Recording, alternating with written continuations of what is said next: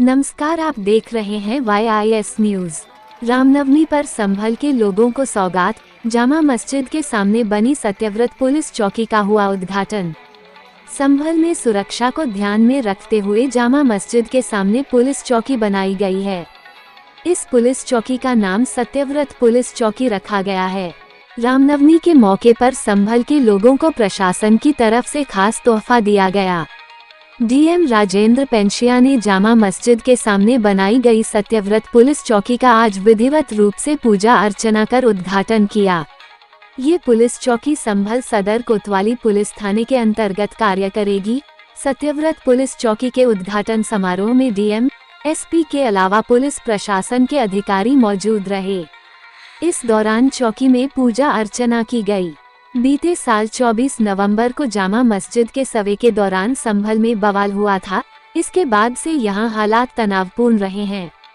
हालांकि प्रशासन ने लगातार कार्रवाई कर अपराधियों के हौसले पस्त कर दिए हैं, लेकिन मस्जिद के सामने सुरक्षा को ध्यान में रखते हुए पुलिस चौकी बनाई गई है। इससे संवेदनशील इलाकों में पुलिसकर्मी कम समय में पहुंच सकेंगे।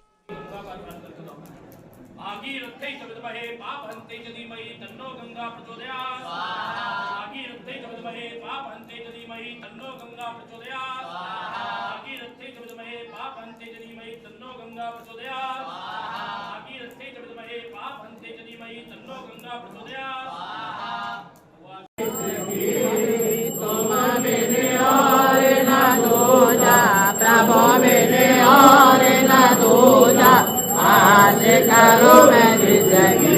ओम जय जगदीश हरि ओम पूर्ण परमात्मा तुम अंतर्यामी हमें तुम अंतर्यामी।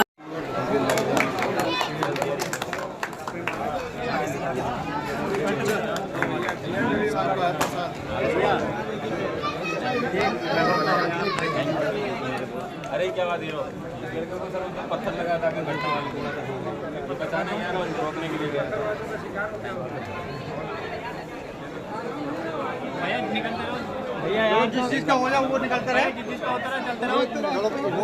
चलो धीरे डालो धीरे थोड़ा परे भगते रहो।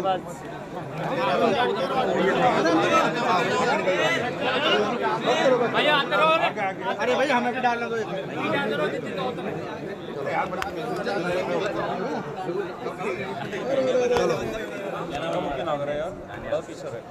चलते रहो चलो। Thank you. आज हमने स्वागत किया है कप्तान साहब का, DM साहब का, इसलिए कि हमारी चौकी बनी है, सत्यव्रत चौकी बनी है। हमें बहुत खुशी हुई और यहाँ बहुत ज़रूरी चौकी होनी थी।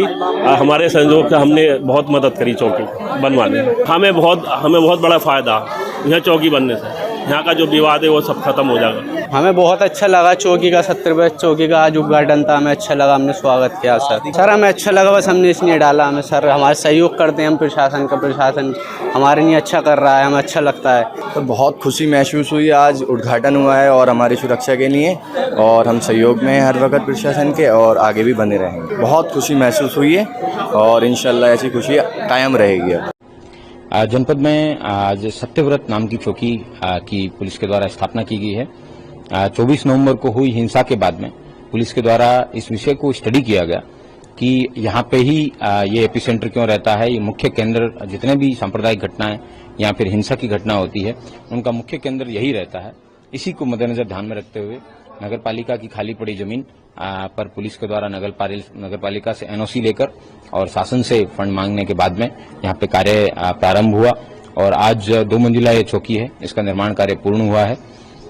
सतयुग में इस जगह संभल का नाम सत्यव्रत था, इसलिए इस जगह का नाम सत्यव्रत रखा गया है। इसके अलावा ये सबसे ऊंची जगह जनपद संभल में सबसे हाइट वाली जगह है।